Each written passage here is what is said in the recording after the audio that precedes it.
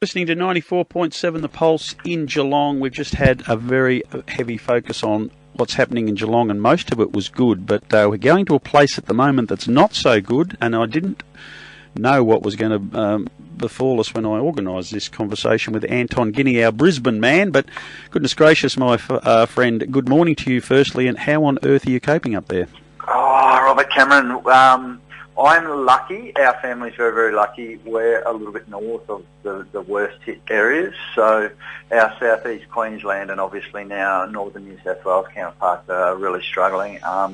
We've got very close people to us that are really hurting at the moment. We've got clients that are hurting, and yeah, it's a tough time for everyone, really. And I did a video on LinkedIn yesterday just to say, hey, there's a few things that we can do to get through natural disasters. We've been through a natural disaster where a town that we lived in was flattened by a cyclone, and you know there's some trauma that goes along with that, and there's some coping in the moment. But at the end of the day, look, hopefully no more lives are lost, and hopefully at some stage people can get back to their life. Yeah. The focus of the conversation today was going to be on issues in the workplace other than the standard things like tripping over wires or working with dangerous tools, But this again is something that we need to stop and take a look at. That people are still going to work or trying to go to work to do important things in increasingly dangerous situations, and again that focus on number one, self-preservation is most important. But sometimes you can get lost in the moment and take your eye off important things, Anton. Oh, absolutely, Robert. Well said. And you imagine, let's spare a thought now for our emergency service workers that are out there doing their thing at the moment. They're putting in their lives at risk to save other lives. I don't know if you've seen it in some of the media down there, there's a particular guy he floats a kayak around flooded waters to pick up families and move them to safer areas. And that itself is he's not paid for that. He's a civilian putting himself out and putting himself in the line of fire. And, at times like this, yes, self-preservation, but I'm going to tell you that people will take risks during this time, both to save themselves, to save others, to save their pets. We're seeing a lot of pets trying to survive this, and we care for our pets as much as we do a family member. So we're willing to, as a human species, do what it takes to survive, as you said. And I think we probably need to understand that that's part of human nature, and that I don't think we're going to change that in a hurry, and I hope that people don't put themselves in too dangerous a situation. And here's the thing. Let's actually unpack that just a little bit more. Emergency workers, we probably feel are compelled. They do passion work. They know they're going to save lives. This is what blows my mind, Robert, is the people that drive across flooded waters, for example, that don't need to. People that, might even jump into a flooded road to cross it and all of a sudden get washed away. We shake our heads sometimes at some of the risks people take for their own safety. Well, not necessarily their safety. I mean, it's just for their own. They might want to get across the river because they need to go home to have a feed or something, and forget all about the risk, or even potentially put others at risk for their own self-need. But the one that's key at the moment, and it's interesting because you're big on workplace safety, which is about learning doing the first aid courses, and where you learn first rule, look after yourself. But in these cases, when people see my neighbour's in trouble, I've got to help them, that first rule is probably completely forgotten, isn't it? It's just about getting the job done.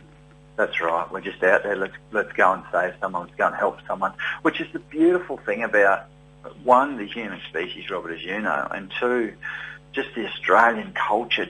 We just band together. We just do what it takes to help other humans. And I think that's the beautiful thing about us, and the beautiful thing about the 2011 floods and the 2022 floods. We look back at some of these things, and then the narrative changes quite quickly after these traumatic events from, geez, wasn't that terrible?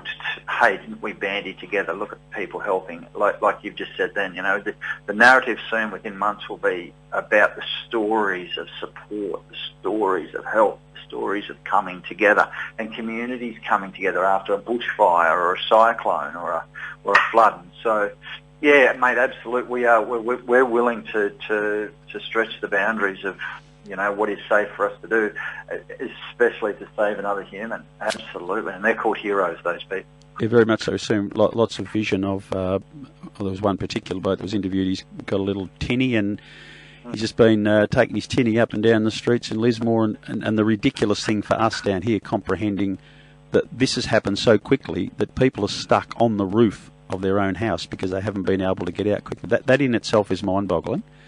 But, of course, when they're there and the potential of the floods even rising further, the need to get them out. We've heard stories of people being sitting on a roof for 24 hours, but these blokes just jump in the tinny, put themselves at risk and just go and help without necessarily thinking about their own well-being first. Isn't that beautiful? And let me give you my personal example. So many years ago, when I was just a younger man, I was in a little town called Panawanaca in WA that no one's really heard of, and we had a cyclone event that literally flattened the town. But it made the news over here, but not for long. We're talking flatten the town. You'll see a few photos online. It was sort of one of those things that just got missed. We didn't have Facebook and the internet back then. And I'll never forget the story of this particular mine rescue people, or this team. They were running from house to house trying to pull families out of houses during a cyclone, which is scary work. I'll never forget, Craig Stonham's his name, and he told me this story about he's running into a house with a helmet on to save a family and get them out, get them to safety. And he said a roof beam was flying through the roof and hit him dead set in the forehead, like a roof beam, straight on. But he had a helmet on, knocked him over, and he, nearly unconscious, and his team grabbed him and pulled him up and got him inside the house. They saved the family, and he was concussed, but kept going. And that's the sort of commitment that people have. Like, he could have, if he didn't have a helmet on that night, he said he would have lost his life. Now, that particular team actually got a bravery award from the West Australia government. And, that's just an example of how much we're willing to do and bear and how much risk we're willing to take to do something for other humans, which is pretty special, like the guy in that tinny or the guy on the kayak up here in Queensland, or the rest of our emergency services people who are just rescuing people left, right and centre. So it's a crazy time for sure. Now, you're maybe local enough to know we're hearing things on the news, but locals are always the best ones to read weather patterns and things. From what we can gather, the rain has stopped where you are, but is continuing down into northern New South Wales. But as far as clearing of the floodwaters, is that something that happens quite quickly normally? Between 3 to 7 days is what I'm hearing, is what my research is telling me, and what the media is telling us, Robert. So the answer is probably yes.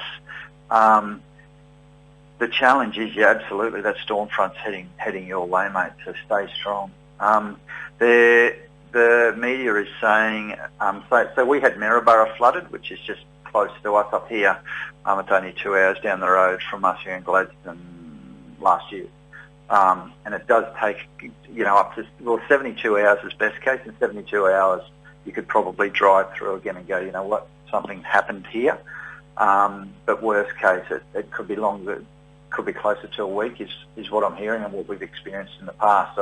I'd love more science on that, and I'd love a meteorologist to help us out, so we only go on sort of media and what we've experienced in the past. But I would hope now that the rain stopped by the end of the week, Brisbane people get some power back, because we'll be able to access them. We've got a client, he's just rescheduled a meeting for today. He hasn't had power since Sunday, and it's like Tuesday now. So. And one of the reasons, he said, is because the council or the energy providers actually just can't access anything at the moment. Yeah. Just can't get near them. So 72 hours, mate, I'd say is probably the number if you're working on a number. Yep, okay.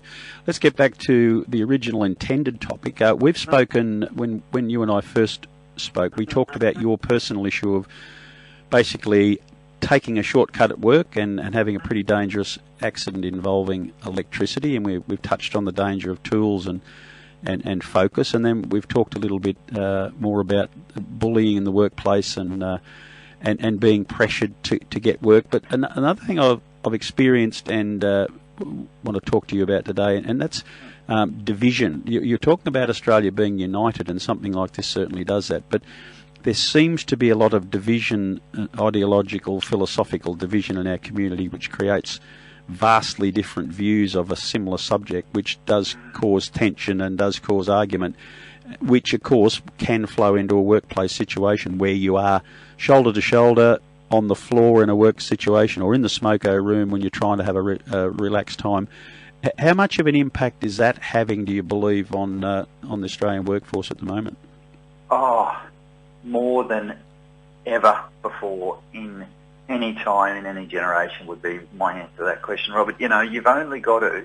So now, as a public speaker, you know, some days I actually have to have off-topic subjects, and one of them, believe it or not, is vaccination, because it's such an emotional topic, as you can imagine, mate. And you would have heard your listeners, I'm sure, shared stories or their viewpoints with you, which I'm okay with. Tell me what you think and tell me what you feel. Please share. But at the same time, let's not get abusive, aggressive, or abrupt with each other if they are sharing their viewpoint. We are now at the moment like living in a time where our emotions are heightened. We're on edge for the next thing, the next COVID strain that might come, the next lockdown that we might have, the next issue that we're going to have to confront as Australians, and not even natural disasters, which we are in some parts of Australia. But I'm talking emotional strain, you know, and as a country, I love that, what you said then, as you know, we're a collective. And then we've got, and I love this before Christmas, and it still sticks in my mind. Let's have a think about us pulling together, right, as humans and as Australians. And I love, one of the reasons that you and I have got together and talk is because we talk about energy and we talk about all the cool things like emotions. And I love something that our Prime Minister said before Christmas, and he said we're all on our own, basically. He said, these are his exact words, which really spun me out, Robert. So here we are, as Australians, trying to understand whether we need to be vaccinated, and if we choose not to, we can't go and have a coffee. And then before Christmas, our Prime Minister Morrison says, as a country, we've got to get past the heavy-handed government. We've got to treat Australians like adults. And we all have our own responsibilities in our communities and our own health. We're going to need to calibrate how we manage the virus and how we live with this. Basically, that comment there and some of that wording, I got a whole lot of, I suppose, calls and requests about that to say, hey, why is the Prime Minister not taking responsibility for helping us, for guiding us, to really help us move forward as a collective? And why does it say calibrate? And the word calibrate is a mechanical word. It's like you calibrate your voltage tester, or you calibrate or your heart rate monitor, for example. You know, humans, we don't get calibrated. Like, they're big words. And so, you know, collectively the narrative is not helping in the media at the moment, and some of the things that our leaders are saying. We really need leaders at the moment that can pull us together, that can help us, that can give us some direction. And I feel like, you know, we started the pandemic well, but I feel like we've sort of lost some of that over time, and we've lost some of that ability to come together. And all of a sudden, like you said, the crib room's just gone nuts with all different perspectives. And now we're at the point where if you're not vaccinated, you can't go to some workplaces, right? And look, that's okay. Some employers have gone and said, hey, we've done our risk assessment. We've worked out it's safe for the people here if everyone is vaccinated, and that's okay. Imagine, and there's people that have lost their job because of this, their livelihood. And so, you know, we are living now in an unprecedented time where everyone is on edge, heightened and emotional about a whole range of topics. We haven't got much time left, but the sad part about it is, and I don't know whether the comment from the Prime Minister was anything other than naive, but a lot of this division seems to be orchestrated, and that's a disappointing aspect of it, that we need to just all stop, take a breath, and maybe have some different sort of conversations to find out that level playing field, if you like, so that we can all get on. And probably respect each other's views a little bit more. You know, I think one thing that we don't do well as Australians is, say, sit back and breathe through a conversation and listen to understand, not respond. So, I think we're all probably, we all have the ability to change some of the narrative and the dialogue and actually be a little bit more understanding, a little bit more caring of other humans. We didn't get a chance to have a talk about our other topic, which was that you touched on a little bit, that emotional field, emotional energy that I know you're passionate about. But you'll come back another day, I'm sure, won't you? Oh, I can't wait. Mate, we have got so much to talk about. It is such a big topic, and I can't wait to share with you things like mirroring neurons and how we experience empathy and at what age babies actually start mirroring behaviour so that they actually find their way in the world. So, that energy field is around us looking at others and actually trying to understand their emotional state so that we can sympathise, empathise, sometimes apathise, and which means being not interested. But, mate, let's go. Can't wait. Let's book it in and let's get it done. Well, in the short term, you need to look after yourself and those other Brisbaneans around you, because some of them, you're in a good spot being away from it, but I'm sure you know people that aren't, and you've already mentioned clients. So best wishes to you all. Hopefully the water does get away quick and you can tidy up and get back to normal as soon as possible. Mate, thank you for having me. Always a pleasure. Hello to your listeners.